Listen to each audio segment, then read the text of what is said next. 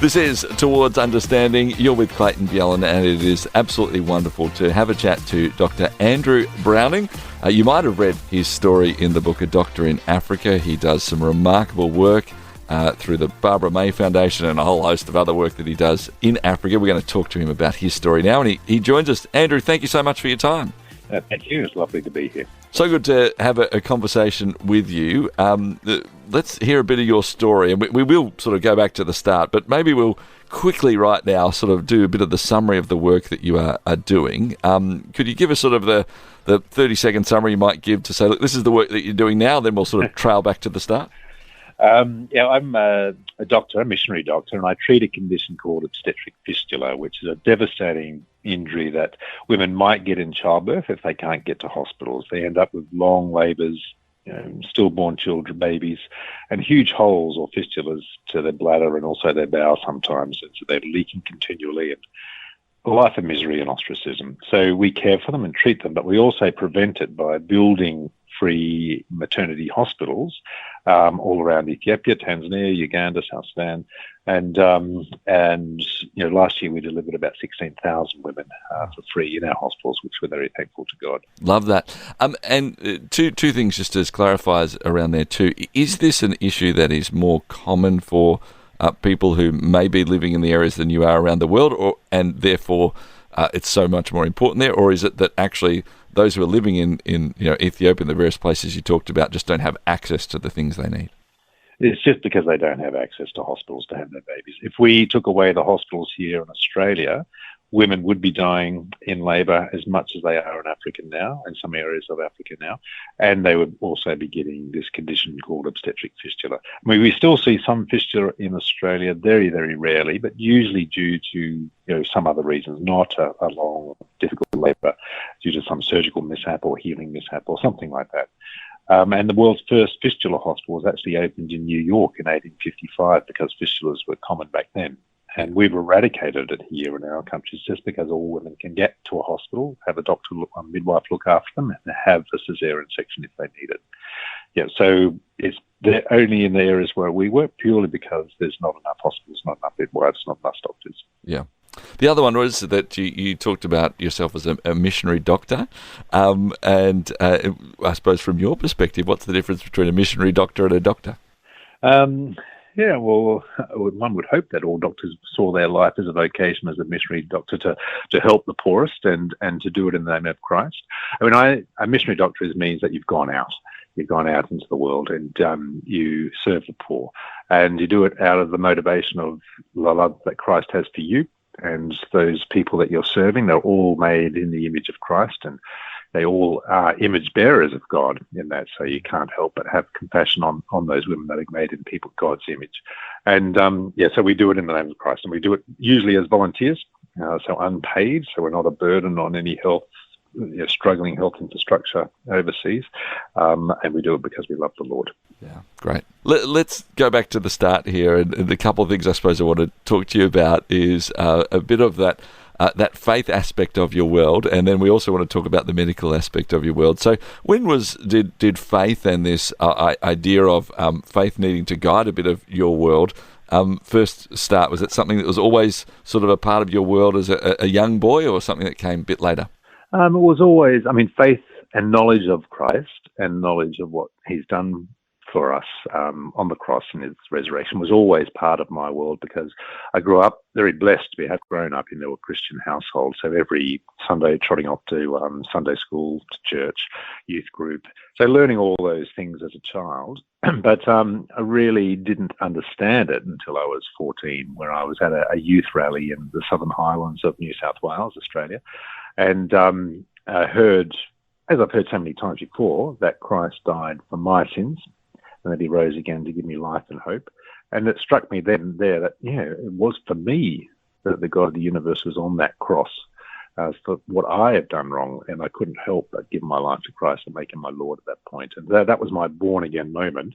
It's not to mean that's all been plain sailing from that point. It's been lots of ups and downs and lots of doubts. But I then started to think, well, how am I going to serve God with the skills that he's given me? And I was able to get into medicine, and I thought, well, the best way to serve God as a doctor is to serve the world's poorest. Yeah. So that's how I've been living my life.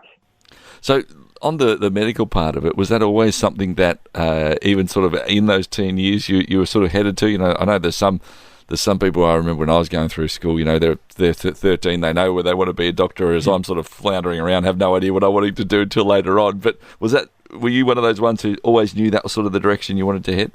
Yeah, I didn't really put a whole lot of thought into it. It was a kind of an expectation, I guess. I grew up in a country town of Bowral when it was a country town back in the 70s and early 80s, and my father was the only obstetrician gynecologist in town, one of the few specialist doctors, and there was an expectation that, oh, your father's a doctor, you're going to be one too. So it was always kind of, oh yeah, I'll be a doctor. But it wasn't until later in life that I thought, yeah, I'll be a doctor and be a missionary doctor, as in later in life in my teenage years, and certainly going through my HSC. But it was actually from the age of 6, I had the idea of being a missionary doctor. I was sitting on the floor of the church hall in Bowral, listening to a returned missionary speak of all sorts of tales about bows and arrows and tribes and serving God in Africa. And I thought, maybe I'll do that with my life too. So, it was always been in my mind since the age of 6, but certainly became firmer in my mind as I grew older. So, we'll skip a little bit here, but so here, you finish the high school, you obviously go through and you get your medical degree. Is it easy to then go, well, now I'll go over and be a missionary doctor and serve the poor, or does is there hoops to jump through? How does that actually come about for you to go from there to actually having this run, and especially if you want to, bless those who are there and not be charging for them? It's not easy, and there's a lot of hoops to go through. Most people would join a mission organization. I was certainly looking at that. I was looking at various mission organizations, and I actually did a year of theology study in Sydney in preparation for going with a mission. But then as a junior doctor, I went and worked in Ethiopia with my aunt, who's been living there for since 1974, I think it is now, and worked with her in the desert. She's not with a mission, but I visited a lady called Catherine Hamlin, who'd started a fistula hospital, and she offered me a job. And she was wanting me there sooner rather than later. So I did my theological training and went over to work for her, and not needing to go with a mission to get that assignment. But then the Ethiopian Health Department said, no, we're not going to give you a work permit unless you get specialist qualifications. So I had to come back to Australia and do my qualifications in obstetrics and gynecology, which I did through England, and then go back. So, but in the meantime, because we weren't paid at that stage, and all through our time in Ethiopia and Tanzania, so I had to get church support. So back in Australia, I approached churches that I'd been going through during my childhood and also during my time of study, and they graciously supported me as one of their link missionaries. Seconded to what's called the Fistula Hospital in Ethiopia at that stage. As you're starting over there with Dr. Hamlin and doing this work and being involved and having this, was it the experience that I suppose you were thinking about all those years ago, from a young boy and then into a teen and then through the studies? Did it? Was there a shock to it? I'm sure there's always a cultural shock that happens wherever it is, but yeah. Was it what you sort of expected? Well, I'd been spending time in Africa on and off prior to moving there. So I moved there in 2001, but I first went to Africa in 1993 as a medical student and spent some time in a mission hospital in Tanzania, and that was actually the beginning of the genocide, and I spent some time in the Rwandan refugee camps in Tanzania.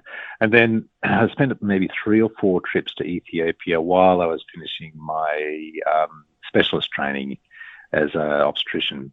And so I'd spent time repeatedly in Ethiopia, and so I knew what it was like, but no great length of time. I think the longest time I was abroad was only 3 months at that stage. So moving there is quite different, and you do go through a honeymoon phase, the first 6 months living abroad, and everything's exciting, everything's new, but then the reality of being away from familiarity of home and comforts of home and all those things do start to kick in. You think, oh my goodness, things are very different here, and you do go through a period of culture shock. And they say that it actually takes about 8 years before you're more comfortable in your adopted culture rather than your home culture. So yes, it takes a while. And still, when I'm back abroad, I mean, I'm based now back in Australia, but I don't work in Australia as a doctor. I go backwards and forwards 4, 5, 6 times a year to Africa to work and teach and check on our hospitals. And so you're kind of caught between Australia and abroad. So you're permanently living in some degree of confusion and cultural confusion because you're never here and you're never there. Mm-hmm. So, but it's kind of good in a way because it teaches you that, as Christians, we're never really at home in the world. And I certainly feel like I'm never at home anywhere in the world. That's our true home is with Christ in heaven, which one day we'll get there and come the day when he comes again and restores everything to him. Yeah.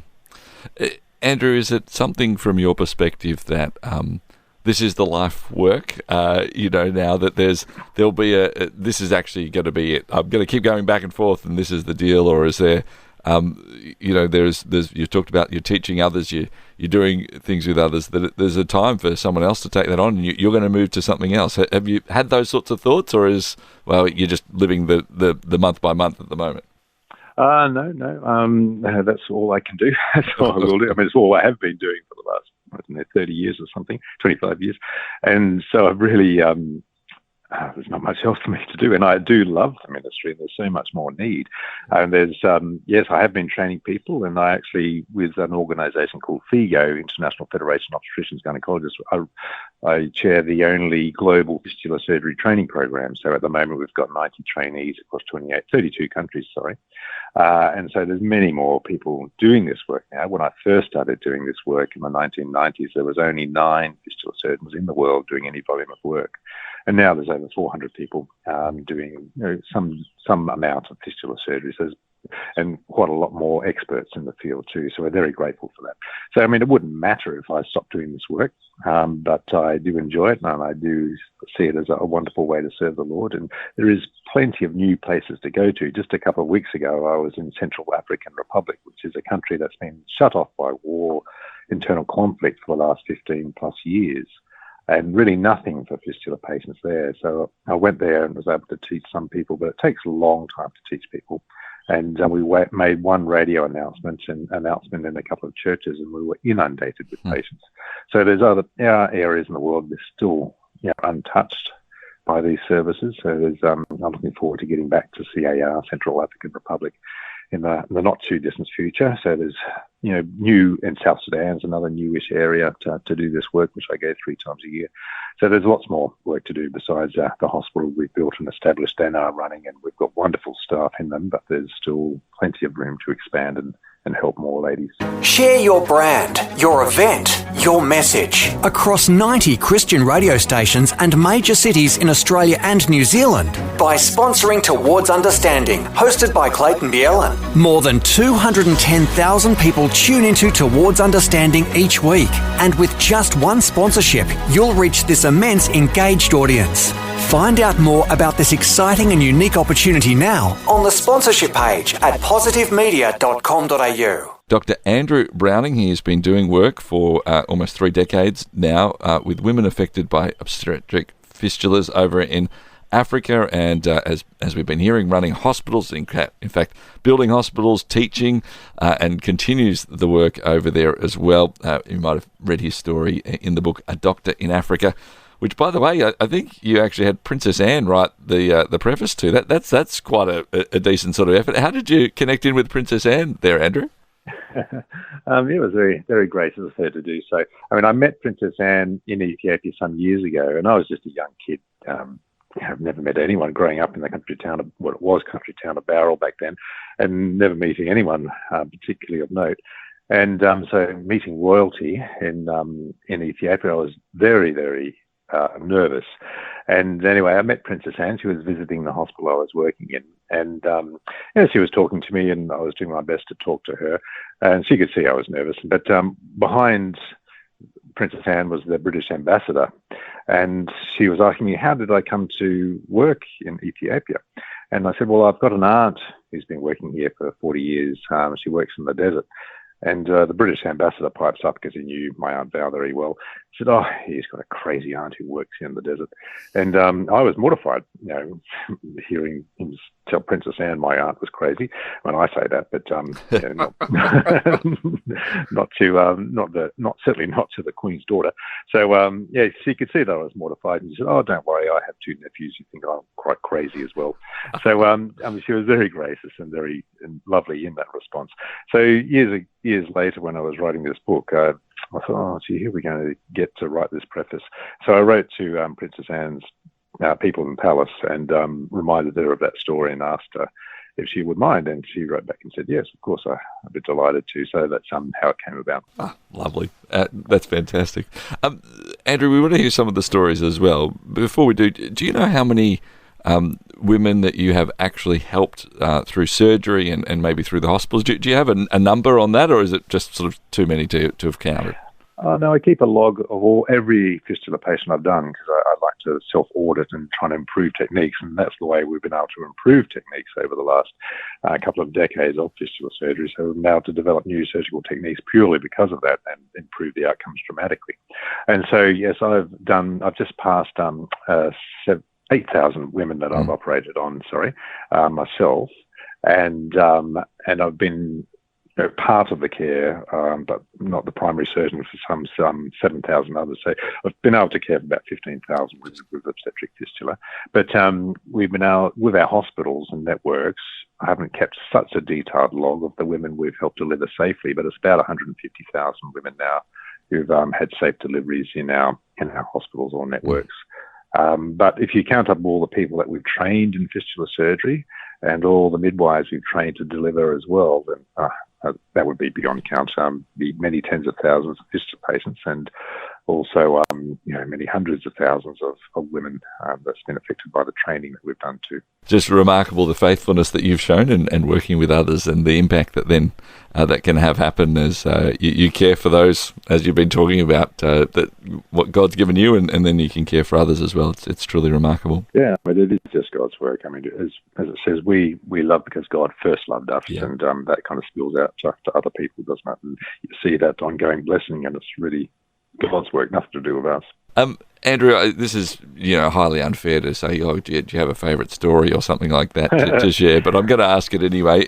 And the reason I suppose we do ask, especially on this program, is we truly do want to understand. The idea of this program is towards understanding, to head towards some sort of better understanding in our world of what's happening, and then what we might be able to do to impact our world in a better way, or the way that something that God wants to say to us, or whatever it might be. So are there stories that you always love telling, or there's a story that you go, well, this is important to share of life change from the work that you've done?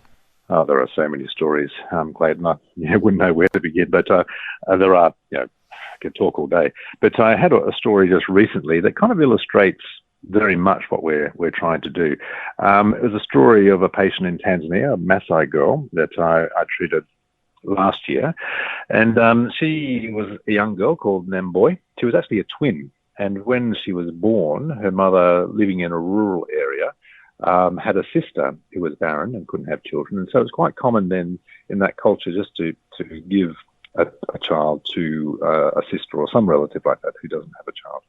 So Namboy's twin went to live with her aunt and mother's sister, and Namboy stayed with her mother, who worked in the village. Her twin went to the city of Arusha, where we lived for 7 years and built a hospital, and went to school. And boy stayed in the village and just worked on the farm, digging, never going to school. They both were married about the same time, and they both had a child pretty much the same time as well, so identical twins. The lady in the town, she had a complication in labour called obstructed labour, meaning the baby's just getting stuck in labour. But she had an education. She, middle class sort of family in Arusha, could go to a hospital and have a delivery there by an operation, a cesarean, and everything was fine. But little Namboy, she grew up in the village, uneducated, in a very poor environment, and she also got into obstructed labour in her village, and she had no access to get to hospital, and also a fear of hospitals, which illiterate, didn't understand what happens in those hospitals. So she stayed in labour in her village for 4 days. She was barely alive and unconscious on the floor of her hut, delivered a stillborn child after all that time. After 2 days, she regained consciousness. And when she regained consciousness on the floor of her little mud hut, she was leaking uncontrollably from her bladder because she got this fistula. The long labour, baby's head pressed against the bones of her pelvis for 4 days and destroyed all the tissue of her bladder and her birth canal. So she was left with a very large hole, 8 centimetres in diameter from the bladder to the birth canal. Leaking, smelling, she was ashamed and afraid. Her husband divorced her and she went to live with her mother. She also couldn't walk because of nerve damage, and she was in a lot of pain.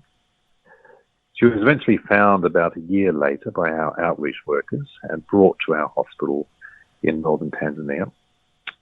Fearful, still in pain from her legs, we were able to get her walking after some months, get her strong again, and then we tried to operate. Unfortunately, little Nam Boy had a reaction to the anaesthetic, and she actually arrested on the operating table. She's only 19 by this age, so she's got all these injuries and she's arrested. Had her heart stopped while she on the operating table due to a reaction to the anaesthetic. We resuscitated her, CPR. There's no option for ventilating in Arusha, where we were. And eventually got her heart rate back. She arrested again. The heart stopped again. We resuscitated her again. And by this time, we were resuscitating her for about 45 minutes, which is far too long. If she was going to survive, she would probably most likely severe brain damage. Anyway, we did resuscitate. She got her heart rate back, and quite miraculously, she made a full recovery from that and didn't have any brain damage at all. And then when she recovered from that, we went again to do another operation and had to do a large operation to reconstruct her urethra, birth canal, and we praise God that she was cured. But Nam Boy almost died twice, once in labour and once on the operating table, and suffered this horrible fistula, lost her baby, lost her dignity for all that time, divorced by her husband, purely because she couldn't get to a hospital. Her twin sister, educated in the town, had some income, was able to get to a hospital and have a delivery and had a safe baby and didn't go through any of this suffering whatsoever. So, that's what we need to do too. Not only treat these ladies, but provide education for people in the village to get to hospital and not be afraid of it, and to provide a free service, because these women can't afford the hospitals, even if it's a minimal payment. It has to be free for these impoverished and vulnerable women. So that's what we do. We build these hospitals, and so women like that, like little Nam Boy, can get to a hospital and have a free delivery. So not run the very real risk of, even dying. One area where we worked, 1 in 12 women were dying in their lifetime trying to have a baby. That's dramatically decreased now because we offer free deliveries in that area. But we need to do so much more. And last year we delivered over 16,000 for free.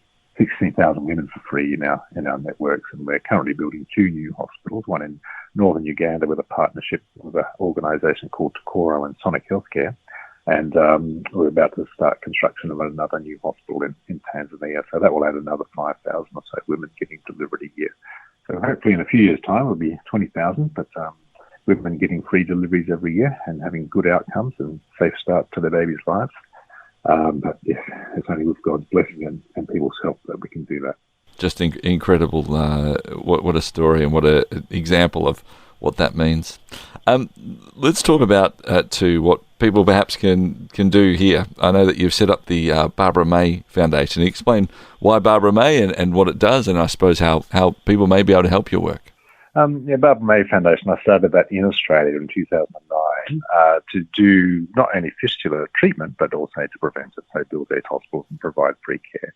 So I worked with Catherine Hamlin, as we talked about before, for about 10 years and left her organisation in 2011 to move to Tanzania and take what I'd learned from Catherine to the rest of Africa and do more prevention work by building hospitals and ensuring women can deliver safely. So Catherine's organisation is still working in Ethiopia. We're working in much of the rest of Africa. And so had stuck for a name, so I called it the Barbara May Foundation, which is the name of my grandmother. and the name of my aunt in the desert, the crazy aunt, according to the British, what do you call him? The British ambassador to Ethiopia. Yeah, and so her Valerie's mother, and the reason being that Grandma was an orphan in the last pandemic in 1919, the Spanish flu, and was a very godly lady, and but eventually got married and had 8 children and lots of grandchildren and lots of great-grandchildren, but very godly and used to pray for us. She was a wonderful example. And a lot of her descendants are now working in philanthropic work, either in Australia or like my aunt and myself abroad. So we called it after this orphan girl, Barbara May Browning. And for those in Australia who perhaps support this, what's the best way? Is it for people to donate through that? Is there a need for people to, volunteer, or those who perhaps are on the hunt for people who have medical expertise to come and work with you? What's the needs at the moment? The needs is prayer. We haven't been able to do any of this without prayer, and thank you for all those people that have been praying for us. God has answered prayers quite miraculously very often. The second need is for funds.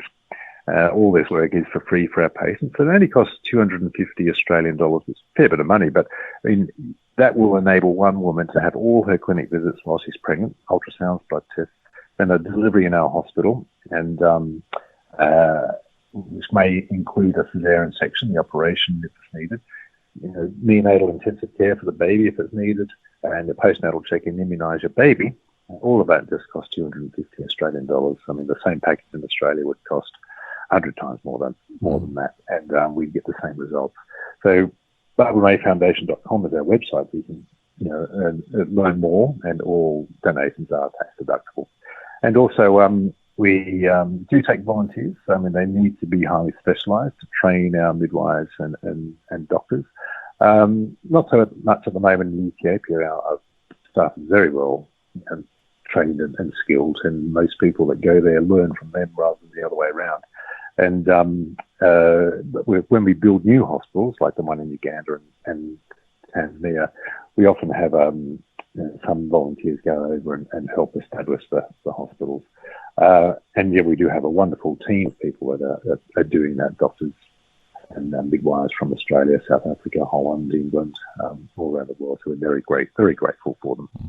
Final question from me, and we're so thankful for so much of your time you've shared with us, Andrew, is that, there's a lot of people who are listening to this radio program at the moment going around Australia and New Zealand. There's many who would say, hey, look, I don't really have a faith. I understand this is a Christian station, but I'm just sort of listening in where it is, and it sounds fascinating that, his faith and his expertise has guided Andrew in this way. There's many who perhaps would have a Christian faith. What would your, challenge to us to be to make the most of what this life is that we have been given? I feel like you are certainly making the most to make a difference. What's, your encouragement, challenge, whatever it might be to us? I wouldn't have been able to do any of this if it wasn't for my faith in Christ.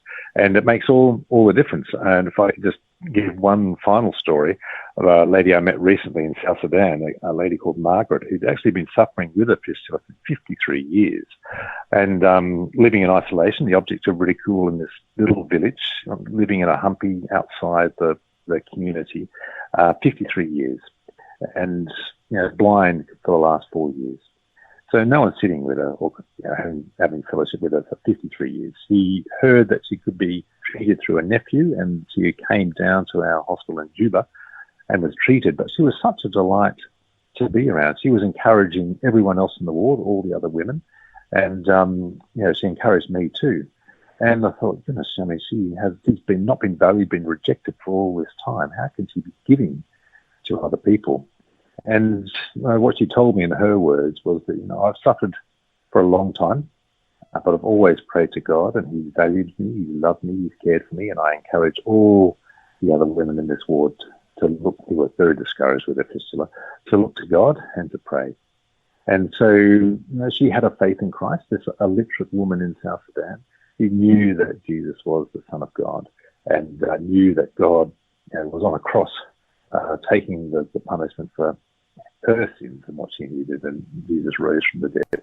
I mean, if an illiterate lady in South Sudan can understand that and have her life transformed to be able to give to others after 53 years of neglect and rejection, I mean, that's a great source of inspiration for me. It's a very privileged life. I've had my fair share of suffering, malaria, typhoid, conflict, famine, all of these things that I've been through. But, I mean, having a faith in God and something beyond this world, that we know that Christ is coming back again, gives you an enormous amount of strength to be able to do this work. So live for him, as it says all through the Bible. Our purpose is to live for God and glorify him. And that's what I've found in my life to be truly life and much more fulfilling. Not to say that it won't be still full of suffering, but it gives you strength to be able to go through that. Dr. Andrew Browning, it's been wonderful to spend some time with you. Thank you for the work you're doing. Thank you for that encouragement. Thank you for the remarkable heart you have for using the skills you've been given, the life you've been given, and the faith that you follow to change this world. Thank you so much for taking the time to chat to us today on Towards Understanding. Thank you. Thanks very much, Clayton.